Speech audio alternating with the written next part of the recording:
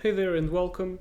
In this short video I'm going to be solving problem 6 from LeetCode, and this is going to be a shorter video because I just spent 20 minutes managing to solve the problem that we're about to solve again, except that because I was doing it live and I had just seen the problem for the first time, I took definitely a longer approach. So I'm going to publish the raw video as well so that you can kind of take a peek into how I was thinking while solving the problem. But by the end of that video, I realized that most of the work I was doing was useless, and so I'll just present the shorter solution here. So first, the problem statement.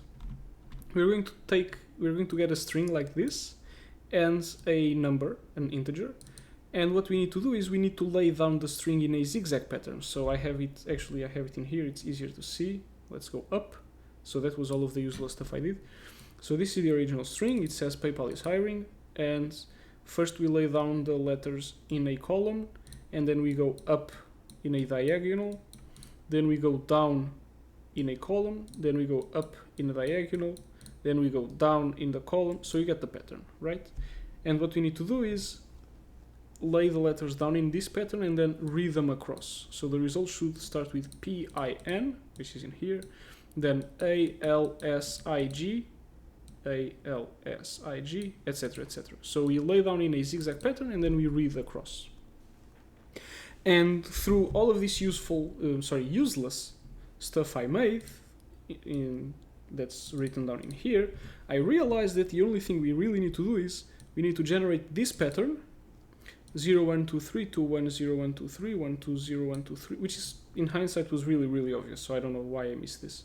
But we need to generate this pattern, and then we need to use grade up to reorder things, because these numbers, these represent the rows in which each letter winds up. So if I take this, and if I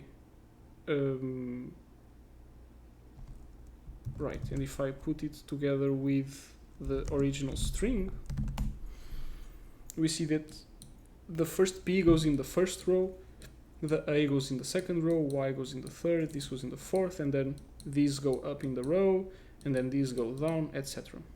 So we just need to generate this pattern of numbers. Now I was trying to think of the best way to generate this, and I guess what we can do is we can generate chunks of this.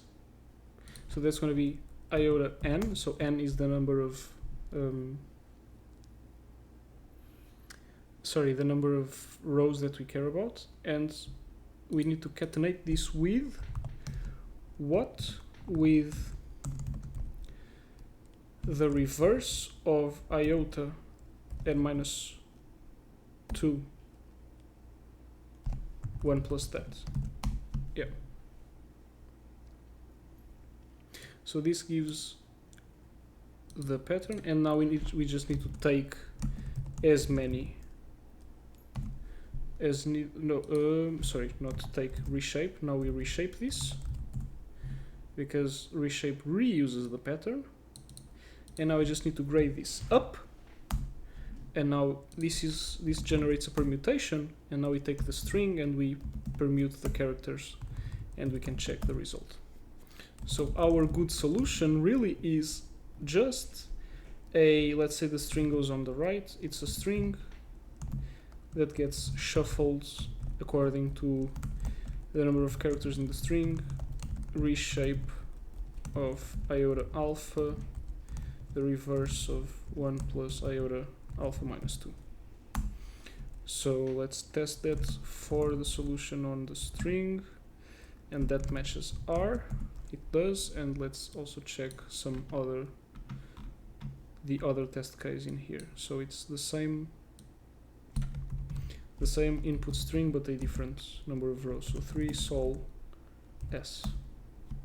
All right. So there you have it. This is the short and smart solution. And if you're interested in the dumb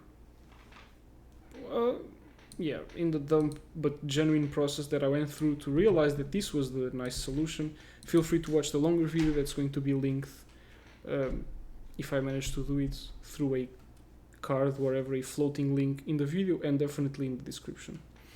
So I'll see you later. Bye.